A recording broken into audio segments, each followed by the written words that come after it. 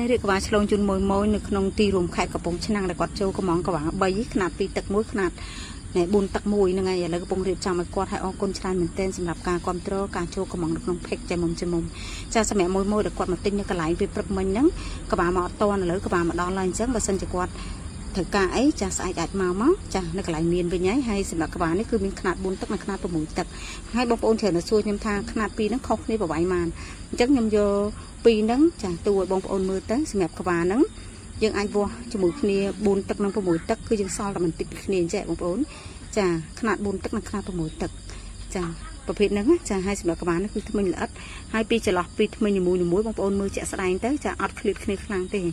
ចាធ្មេញល្អិតហើយប្រភេទធ្មេញនេះដូចខ្ញុំថាចឹងប្រភេទដៃរស់ជុះប៉ះវាចមុខក៏បងប្អូនគ្រាន់តែទាញកោះមុខវាឡើងមកគឺវាស្មើជួរដោយប្រភេទនេះចឹងបងប្អូនឃើញជាលៀសហ្នឹងដោយសារតែយើងកើលើគ្នាប៉ុន្តែនៅពេលដែលយើងយកចុងក្បាត់ឬកត្រៃឆ្កឹះតែបន្តិចមកគឺវាចូលជួរវិញហើយវាអត់បានវាទៅហើយវាទៅតែម្ដងអត់ទេអញ្ចឹងយើងអាចងាយស្រួលក្នុងការពុតឬតម្រង់មុខវាវិញណាបងប្អូន